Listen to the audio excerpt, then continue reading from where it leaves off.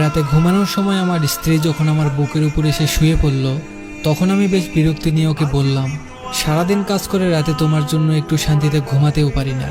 এমন ন্যাকামো না করলেও তো পারো, তোমার জন্য কোনো কাজে শান্তি নেই আমার। আমার স্ত্রী তখন বলল, তুমি তো জানো আমি তোমার বুকে মাথা না রাখা পর্যন্ত ঘুমাতে পারি না।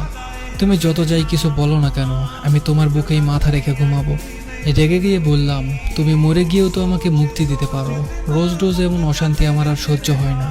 এমন একটা বস্তা গায়ের উপর থাকলে কি কেউ ঘুমাতে পারে? মন খারাপ করে আমার স্ত্রী বলল, আমি তো শুধু রাতের বেলায় বুকে ঘুমাই, আর তো কখনো জ্বালাতন করি না। আমার মাথা ব্যথা করছে, একটু হাত বুলিয়ে দাও। এই কথাটা বলেই আমার হাতটা নিয়ে ওর কপালের উপর রাখলো। হাজারবার বলার পরেও, এমনকি গায়ে হাত তুলেও ওর এই স্বভাবটা আমি কোনোদিন পরিবর্তন করতে পারিনি। আপনারা নিশ্চয় ভাবছেন, আমার স্ত্রী আমার বুকের উপর ঘুমালে আমি কেন এত বিরক্ত হই। আসলে ওকে আমার এখন ভালো লাগে না। আমার অন্য একটা মেয়ের সাথে রিলেশন আছে, কিন্তু কিছুতেই মিতাকে বলতে পারি না। মিতা আমার স্ত্রীর নাম। এমন বেহায়া মেয়ে আমি খুব কম দেখেছি। ওর জন্য রাতে কণিকার সাথে তেমন কথা বলতে পারি না। ঘুমাতে এলে আমাকে ধরে রাখে, গায়ের সাথে মনে হয় খুব গরম কিছু লেগে আছে। মিতার কপালে হাত রেখে বুঝতে পারলাম ওর গা অস্বাভাবিকভাবে গরম, হয়তো জ্বর এসেছে। শীতের রাতে গরম কিছু কার না ভালো লাগে। আমি হাতটা ওর কপালের সাথে চেপে ধরে রাখলাম। ওর কিছু কষ্ট কমবে এই জন্য নয়, বরং এত সময় কম্বলের বাইরে রাখা হাতটা নিমেষেই গরম হবে সেই আশায়। সকাল 8টায় ঘুম ভেঙে দেখলাম মিতা আমার বুকের উপর ঘুমিয়ে আছে। গায়ে হাত দিয়ে বুঝলাম গা রাত থেকেই অনেক বেশি গরম হয়ে আছে। কয়েকবার ডাক দিলাম, কিন্তু কোনো সাড়া দিল না। ওকে বুকের উপর থেকে সরাতে গিয়ে খেয়াল করলাম আমাকে বেশ শক্ত করেই ধরে আছে। তবুও ফ্রেশ হতে চলে গেলাম, কিন্তু মিতার অবস্থা ক্রমশই খারাপ হচ্ছে। তাই ওকে নিয়ে হাসপাতালে গেলাম। ডাক্তার বলল ওর অবস্থা এখন বেশিই খারাপ, এখনই আইসিইউতে ভর্তি করতে হবে। কিন্তু আমি ওর জন্য এত টাকা নষ্ট করতে পারবো না, তাই সাধারণ মহিলা ওয়ার্ডে ভর্তি করে দিয়ে চলে আসলাম। অফিসে এসে কণিকার সাথে গল্প জুড়ে দিলাম। মেয়েটা আমাকে ছাড়া কিছুই বুঝতে চায় না। কণিকা আমার অফিসের কলিগ। ওর হাসি মাখা মুখটা যে কোনো পুরুষকেই নিজের কাছে টানতে বাধ্য করবে। তাই আমিও ওর কাছে চলে এসেছি। সারাদিন বেশ ভালোই কাটলো। সন্ধ্যাবেলা বাড়ি এসে ফ্রেশ হয়ে খাবার টেবিলে গেলাম। না, আজ আর এই টেবিলে আমার পছন্দের কিছু রান্না করা নেই।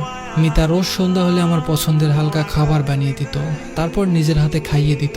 কণিকার সাথে রিলেশনে যাওয়ার পর একদিন বলেছিলাম, তোমার আমাকে খাইয়ে দিতে হবে না, নাকি বিষ মিশিয়ে এভাবে খাওয়াতে আসো আমাকে। এরপর থেকে আর কখনো খাইয়ে দিতে দেখিনি। রান্না করে টেবিলে গুছিয়ে রাখতো। আজ মিতা নেই, তাই কেউ কিছু বানিয়ে রাখেনি। খাটে গিয়ে শুয়ে কণিকার সাথে কথা বলতে লাগলাম, কিন্তু এখন ওর সাথে কথা বলতে ভালো লাগছে না। সারাদিন মিতার কোনো খোঁজ নেওয়া হয়নি। আচ্ছা, ওর কি জ্ঞান ফিরেছে, নাকি ও আর নেই? না না, আমি এসব ভাবছি কেন? আরও মারা গেলেই তো আমার আর কণিকার জন্য ভালো হয়, কিন্তু মনকে কিছুতেই শান্ত করতে পারছিলাম না। সাথে পেটও বুঝিয়ে দিচ্ছে তার খাবার চাই, কিন্তু এখন বাইরে যেতে ইচ্ছে করছে না। আর মনে বলে উঠলাম, মিতা, আজ কি রাতে না খাইয়ে রাখবে নাকি? তুমি আসলেই কোনো কাজের না। দুপুরে টিফিনটাও দাওনি আজ। হঠাৎই খেয়াল আসলো মিতা তো হাসপাতালে ভর্তি। মেয়েটার আর কোনো খোঁজ কেন নিলাম না? সকালে একবার যেতে হবে হাসপাতালে, দেখি কেমন আছে। এখন ঘুমিয়ে পড়ি, কিন্তু শুয়ে কোনো শান্তি পাচ্ছি না, কিছুতেই ঘুম আসছে না। আজ মিতা নেই বলে কি এমন হচ্ছে? হয়তো বুকের উপর কেউ না থাকলে ঘুম আসে না। অভ্যাসটা খারাপ হয়ে গেছে। রাত যত বাড়ছে মিতার কথা তত বেশি মনে পড়ছে, সাথে ক্ষুধাটাও বেড়ে চলেছে। কিছু সময় এপাশ ওপাশ করলাম, কিন্তু ঘুমাতে পারলাম না। উঠে গিয়ে ফ্রিজ খুলে খাবার আছে কিনা দেখতে গেলাম। গিয়ে দেখলাম 2টা চিংড়ি মাছ আর কাল রাতের তরকারি রাখা, সাথে ভাতও আছে। খাবারগুলো নিয়ে টেবিলে খেতে বসলাম। হঠাৎ মনে পড়ল মিতা কাল রাতে খায়নি। আমি ওকে 4টা মাছ রান্না করতে দেখেছিলাম, ভালোই হয়েছে, এখন আমি খেতে পারবো। কিন্তু গলা দিয়ে নামছে না। আগে চিংড়ি মাছ রান্না হলে মিতা আমার পাশে এসে বসে থাকতো আর ম্যাও ম্যাও করে ডাকতো, মানে তাকে খাইয়ে দিতে হবে। চিংড়ি মাছ ওর সব থেকে পছন্দের খাবার ছিল। খাবারগুলো রেখে ঘরে চলে এলাম। হঠাৎ মনে হলো কেউ আমার বুকের উপরে এসে শুয়ে পড়েছে, কিন্তু না, কেউ নেই। মিতাকে খুব দেখতে ইচ্ছে করছিল। ফোনটা বের করলাম, কিন্তু এতে মিতার কোনো ছবি নেই। কণিকা সব ডিলিট করে দিয়েছিল। কিছু ভালো লাগছে না, তাই বাইক নিয়ে হাসপাতালের দিকে রওনা দিলাম ওকে দেখে আসবো বলে। কিন্তু হাসপাতালে গিয়ে জানতে পারলাম এত রাতে মহিলা ওয়ার্ডে কোনো ছেলেকে ঢুকতে দিবে না। কিছু করার নেই বলে ডাক্তারের কাছে ওর খোঁজ নিতে গেলাম। ডাক্তারকে বললাম সকালে যে মেয়েটাকে ভর্তি করানো হয়েছিল তার কি অবস্থা।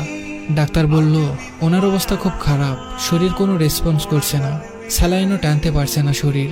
আইসিইউতে না রাখলে যে কোনো সময় খারাপ কিছু হতে পারে। বললাম তাহলে তাড়াতাড়ি আইসিইউতে রাখার ব্যবস্থা করুন। ডাক্তার বলল এখন আইসিইউতে কোনো সিট খালি নেই, আপনাকে অন্য কোথাও দেখতে হবে। একটা সিট খালি ছিল যা বিকেলে বুক হয়ে গেছে। ডাক্তারকে কিছু না বলে চলে এলাম সেখান থেকে। শহরে আর কোনো ভালো হাসপাতাল নেই। বাইরে নিতে গেলে এখন অনেক সময় লাগবে আর অনেক টাকা খরচ হবে। বাড়ি ফিরে এলাম, কিন্তু বাড়ি ফিরলে মিতাকে বেশি মনে পড়তে থাকলো। কণিকার জন্মদিনে আমার কাছে টাকা ছিল না, অনেক চিন্তায় ছিলাম। তখন মিতা ওর গলার চেন আর নগদ 10,000 টাকা দিয়ে বলেছিল, আমার কাছে এত টাকা নেই, তোমার তো 20,000 টাকার দরকার, এতে হয়তো হয়ে যাবে, তুমি চিন্তা করো না। ওর দিকে এক পলক তাকিয়েছিলাম। ও মুচকি হেসে বলেছিল, তুমি চিন্তায় থাকলে আমার কষ্ট হয় অনেক, আমার এগুলো লাগবে না, তুমি নিয়ে নাও। চেনটা ওর মায়ের দেওয়া বলে ওটা আর বিক্রি করিনি, কণিকাকে দিয়ে দিয়েছিলাম। চোখের কোণে মনে হলো পানি জমা হচ্ছে। আজ অনেকদিন পর মিতার সাথে কাটানো সকল মুহূর্তের কথা মনে পড়ছে। আমাদের ভালোবাসার তো কোনো কমতি ছিল না, তাহলে কেন এত দূরত্ব তৈরি হলো আমাদের ভিতর? মিতা আমাকে নিজের সবটা দিয়ে আগলে রেখেছিল, তাহলে আমি কেন মিতাকে কষ্ট দিলাম?